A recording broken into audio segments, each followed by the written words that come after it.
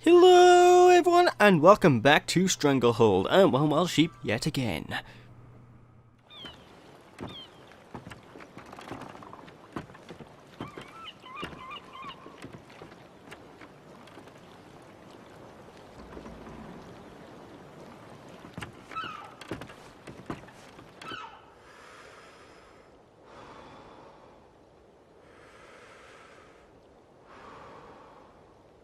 If they do this to a cop, what won't they do to you?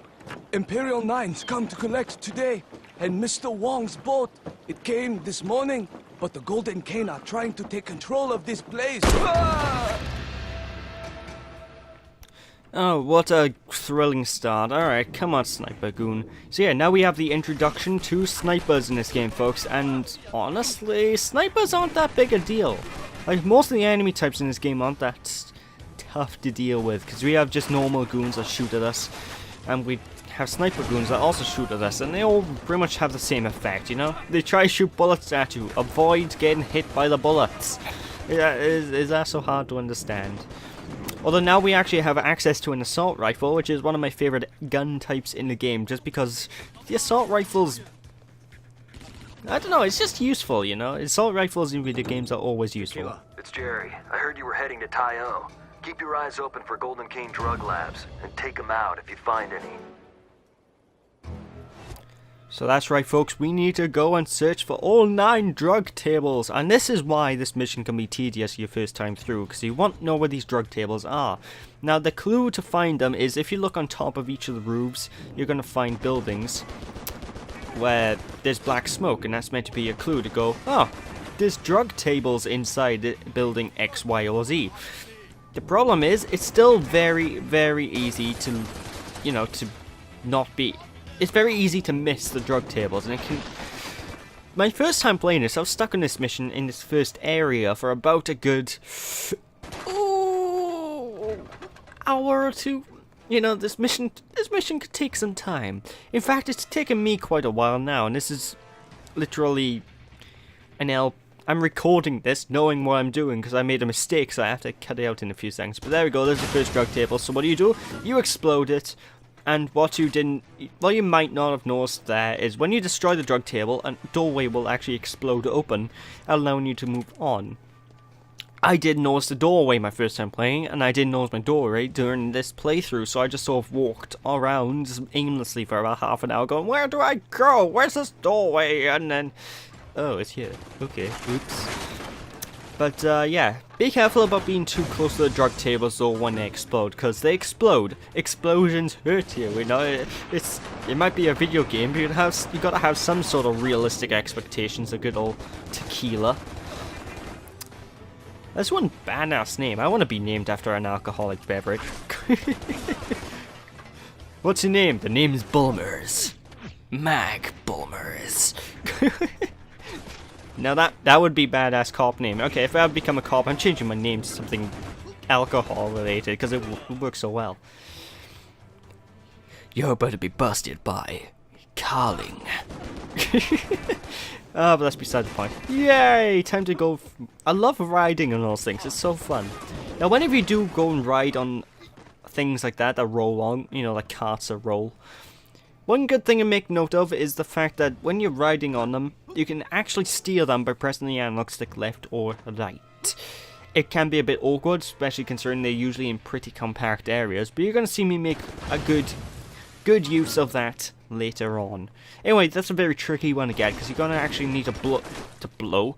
You're going to need to shoot inside the window that's been blocked by the thingy, so it's just a tiny little hole, tiny little crevice that you're able to aim into and boop the drug table till it explodes, you know? Anyway, like I said, very big black smoke indicating where to go next, and I don't know why I jumped down here. Oh, okay, so there's a drug table down here. If you get stuck inside these houses and destroy the drug tables, the doors will basically open up for you, so, yeah, the game's designed well in that aspect. But the biggest problem with the game is probably this mission, because there's no real indicator apart from the smoke on where to go, so you can find yourself getting really, really lost in this Just this mission as well, actually, is strange. It's like this one mission was designed by an entirely separate development team. Because for the most part, this game is really linear. You know, it's basically straight hallway, lots of action, with enough room so you can do acrobatics and be stylish and all that, but you know, it's still linear enough so that you know where to go. And I'm not one of those people that say linear games is bad, because there's a lot of people online that I see that are like that. This game's linear, so it's a bad game. No, it's not. It just means it's more focused. Look at Crash Bandicoot, that's linear. I mean, being linear does not automatically make the level design bad, guys. Come on. I mean, people usually go to point at Call of Duty saying that's why linearity in games are wrong. And no, that's just bad game design. It doesn't have anything to do with the fact that it's linear. It's just badly designed games, you know? It's just boring. The linearity has nothing to do with it. I mean, being linear will push it back a little bit, and depending on what things do, but linear games usually give the developers more freedom to work with what they want, you know? We can live in a world with both linear and non-linear gaming experiences.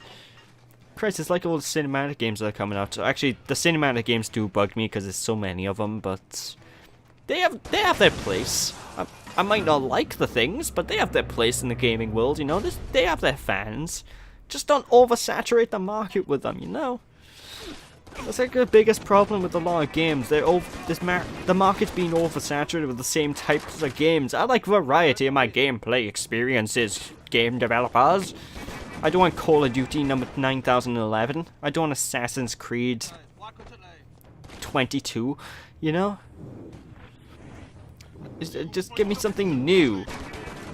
I know Ubisoft, your games don't count as new, considering they have the same game design every time. Open world, go high in open world to unlock more world. Great going, Ubisoft, every single game. Well, I guess Watch Dogs is slightly different with that, but it still has a similar design of go to point, unlock extra world.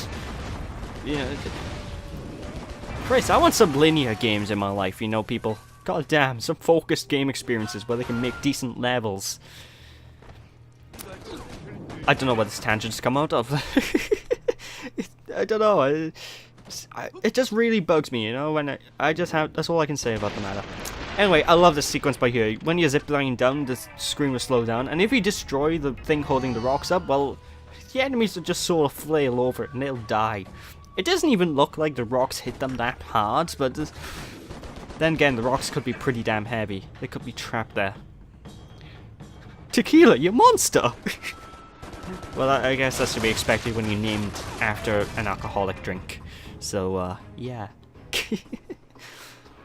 But honestly, I think we've pretty much gone past one of the worst parts of the level now. The first level was definitely one of the worst parts. This stage is pretty damn good. And, yeah, hidden crane. Very big quotation marks there, people, for hidden. It was like literally to the left of me. I wouldn't really call that hidden, folks. Hey guy, what's that? Okay, I don't know what happened there. Somehow I managed to cause him to explode. Maybe there was an explosive barrel nearby.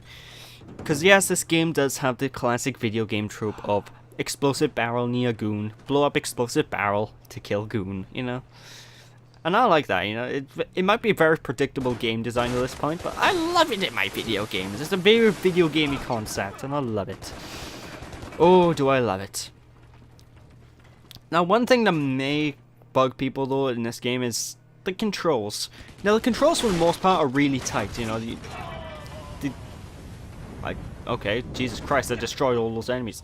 The controls are really tight, but your first time getting into the game, because this doesn't play like a traditional third-person shooter, and you have to dive all over the place.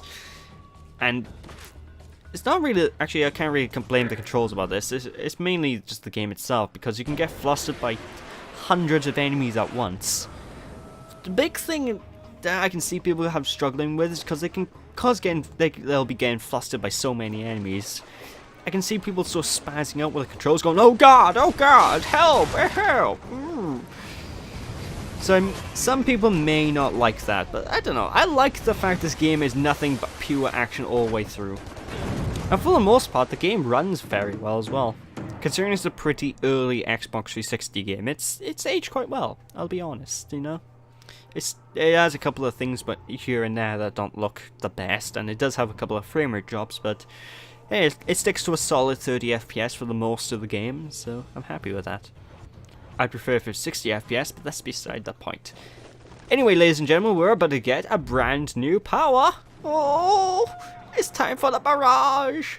Now this, ladies and gentlemen, is what I consider to be one of the greatest powers in the game. Because you get a shotgun out, and you will all bow before Tequila. Bow before the alcoholic beverage. You will all become drunk. Drunk, I say. Drunk, and you will flop over. So yeah, you have the ability to basically turn any weapon you have into an infinite ammo, ballistic thing. And it just plows through enemies, it plows through objects. And as you can probably guess by this particular area, almost everything in this area but here is destructible. You can destroy all these houses, you can basically plow through most things. So yeah, if you have the Barrage, and you don't even really need to aim, you just point in the general direction of the enemy and they'll be going down just fine. But of course this little area is just like the first area of the game in terms of it's very awkward to find out where to go next, just because you got all these drug tables to take care of, and there's one specific area that... Oh, sweet Jesus. Hello. Goodbye. There's one specific area in this mission that I always have trouble finding, and it's right at the end of the sequence, because at the end of the sequence, basically you have it's like a dead end, or at least you think it's a dead end, where enemies are going to be popping up and they're going to be trying to, well, shoot you. When you get to that dead end, there's actually a little doorway you can actually explode open. I have had so many playthroughs where I've gotten lost going through that doorway, you know, it can be such a nightmare. I just want to progress, you know. But anyway, like I said, we have the new Barrage ability, and just like the rest of the Tequila bombs, it is the bomb. And we do get all of our power-ups very early on, like the mission after the next one, which, believe it or not, isn't that long away, because the next mission doesn't take me too long if I remember. We're gonna get hold of the next Tequila bomb, which, oh, I'm not gonna spoil, but you people may like it, you people may hate it. Anyway, this is the dead end I'm talking about. If you notice to the right, there's actually a little bit of wooden panels there that you can break through. It's so freaking difficult to go through those wooden panels just because I can never see them. They blend in with the rest of the world, you know. This is where the game design could have been a bit better, I'm gonna be honest. The game doesn't get any worse than this though. This is probably by far the lowest point of the game, but it's still fun to play through. You just find yourself getting lost a lot, you know. Look at this. Look at the design of this place. It's a cluster. I know my name's Tequila, but oh god, I'm drunk. Where do I go? I don't know. Actually, there you go. Actually, that's probably why his name's Tequila. You know, or why? That's probably why they based it off the film Hard Boiled, because Inspector Tequila, he's probably drunk. They expect the player to act drunk trying to figure out where to go. Ah, I see the developer's point. It's all part of the developer's plan. Yes. But I digress. Anyway, I'm just going to be fumbling around a little bit here. I was going to cut this out like I did the first time round, but it doesn't... Honestly, it doesn't take too long to realize, oh, I know where to go. But it does give you a bit of an idea how annoying it can be just to find out... Oh, I need to go to XYZ location. Yes. Damn. Rather. Because... Well, yeah. It's just a nightmare, you know, to find out where to go. I think in a few seconds I'm going to... Well, according to my audio levels here on my little timeline bar, I think... Yep, there we go. I figured out where I'm going. So now I know. And knowing's half the battle. Jeez, no. The hell party, man. Because his name's Tequila and you need to act drunk. So yeah, like I said, if you the wooden thing blends completely. It's near impossible to see this, so just blow it open with a gun, like shotgun or something, and we'll be able to progress on. Honestly, I can't get over this level. This is the only level in the game where I can legitimately say you'll get lost. Like every other stage in the game, it's very straightforward. You just move forward, you know? So I don't know what they were thinking. I know they probably did this just to try and give the game a bit more variety, because otherwise everything in this game would be the exact same, but... Sweet Mother of Mary! I could have... Dear God, I could have parted the Red Seas with that explosion. Jesus Christ. At least I think they were called the Red Seas. I don't know. I'm not very into my Bible stuff. But anyway, around this point is when you need to really stay far away from the explosions, not explosives. Because the explosion from all the drug tables are going to get bigger and bigger, because they're all conveniently right next to an explosive barrel or two. Which, well, it's a good excuse to have the entire building explode for dramatic effect, but it's quite a nightmare. Purely because, well, you'll see in a few seconds, you know, you'll see. Anyway, whenever you're using your tequila bomb abilities, like your aiming or your barrage, you are actually temporarily invulnerable, so enemies will not be able to hurt you while you're using these abilities, so make good use of them, you know? And I thought my game crashed, well, actually, not my game, I thought my editing software crashed, and that would be pretty bad.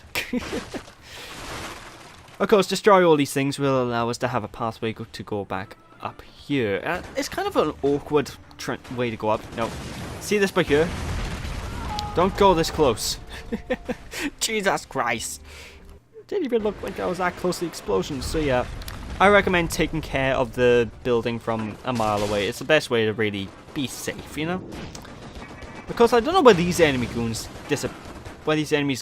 enemy goons were the first time I came through this area, so strange.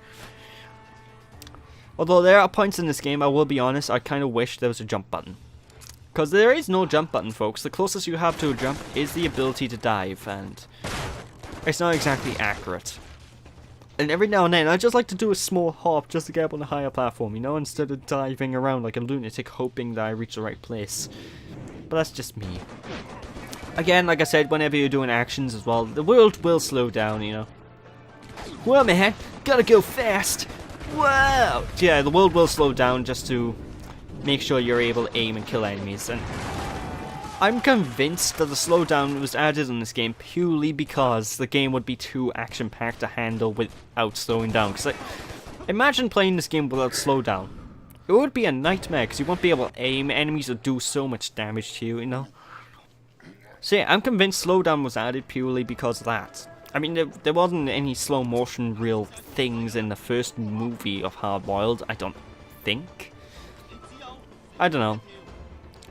Actually, it kind of reminds me of what, apparently John Woo is planning on making a sequel to this, well, a prequel to the first Hard Boiled movie, which was based off the plot of this game. How you can have a prequel based off the plot of this game? Well, you're gonna see later down the line. I'm not gonna spoil it, folks. But yeah, apparently he's gonna make a movie about that. I don't know whatever happened to that, because that was planned like back when this game was first released. And I know this game wasn't the biggest success. I mean, I think it made a profit. It sold well enough to make a profit, but...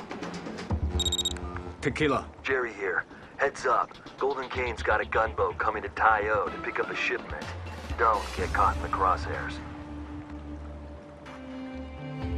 But yeah, not many people went mad about this game when it was first released, folks, so it's, actually, I think for a lot of people, it kind of went under the radar. I was one of the few people who was really hyped up for this when it was first announced, just because it looked ridiculous. It was over-the-top action, and... You know me, I'm very easy to please with my games. Give me loads of action, I'm happy. Give me loads of... blue hedgehogs doing platform challenges, I'm happy. Give me a red plumber or green plumber, then Luigi's happy. Oh, number one. Oh boy, let's go. Yeah, and I bet none of you expected my Luigi voice to pop up in this playthrough, did you? But the joke's on you, because Luigi is number one. Oh. I don't know why I did Luigi. It just popped up. By the way, we are on pretty much the last stretch of the first half of the mission. Like I said, this mission is a long one, folks. This is going to be a two-parter in terms of getting things done. Although, the second half of the mission, we do next part, and we actually do a little bit of the... Well, actually, I think we do 2 missions next part, so there's that. Anyway, Barrage. Like I said, Barrage is like one of the greatest abilities ever. It was kind of a waste at the point where I decided to use it, but... It just demolishes buildings, it demolishes people. You're going to be using Barrage a hell of a lot, especially when we reach the later half of the game where, trust me, the Barrage is like mandatory for some of the boss fights. It makes the bosses so much easier. Like, when I'm usually fighting boss fights in this game, I usually rely either on the Barrage or the precision aim. And when I'm using the precision aim on the bosses, basically, it can be a bit... It does a lot of damage, but it doesn't do as much damage as I would like. But when I do Barrage on enemies, well, the health bar drains like you wouldn't believe. Of course, it also depends on the weapon, because there are loads of different weapons in the game you can pick up. I mean, and each weapon has its own stats, like the assault rifle is stronger than the submachine guns, the submachine guns are better than the pistols, so on and so forth. And the 2 most powerful weapons in the game are the light machine gun, which is, well, you know LMGs, folks, the ultra powerful machine guns you run around with, and you can, basically in real life you pretty much never have to reload the things, because by the time you run out of bullets, everyone's dead. But, yeah, light machine guns are one of the most powerful weapons in the game. Actually, the game flat out tells you it's the most powerful, but I don't know, because there's an RPG you can pick up later on, which I never had a chance to really use against a boss. I should try that one time, but I don't know. That's beside the point. Anyway, da da da da da. I don't know what music track I was going for when sliding down the thingy. Now, one thing I can get quite annoying though whenever you're doing the automated actions like jumping on glowy thingies is that sometimes Tequila will do an automated action. Like if you're on a slope and you're facing a certain direction, Tequila will automatically start sliding down that slope. When you don't want him to slide down the slope, you want him to sit there and stand on the slope, you know, so you can manually move up and down. And the system's not perfect, I'll be perfectly honest, but for what it's trying to do, it's fine, you know, it works. I'm happy with it. It's another reason why I want a sequel, you know, you can get refinements over the gameplay, the bits and bobs of this gameplay, you know?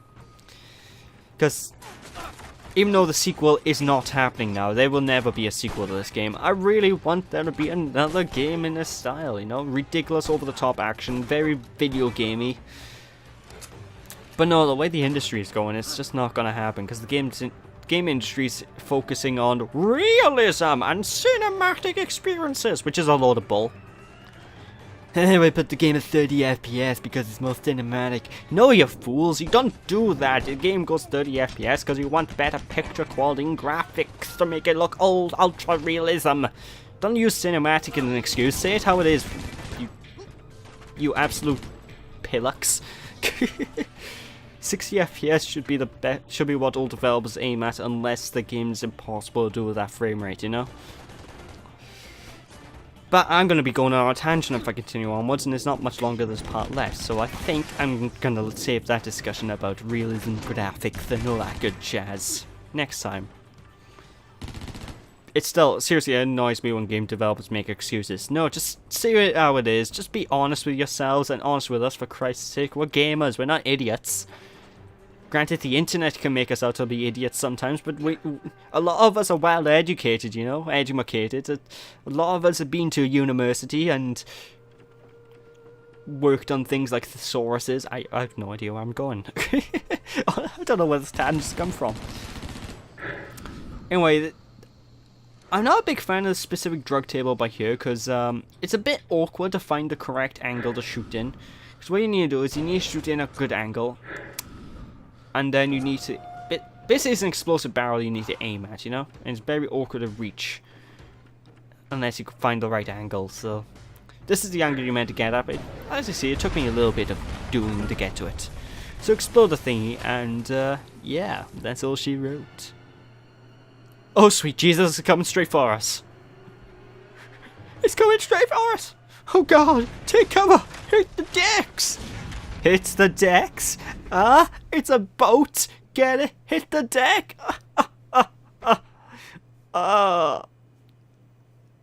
I'm so sorry. But with that, folks, that is the end of this part, so thank you all for watching. Hope you all enjoyed. Don't be sheepish, and when we return next time, we'll be finishing off the second mission and getting into the third mission. I was just going to say we're going to be moving to the third part, and like, no shit. So with that, thanks for watching. Hope you all enjoyed. I'll catch you all next time. Bye!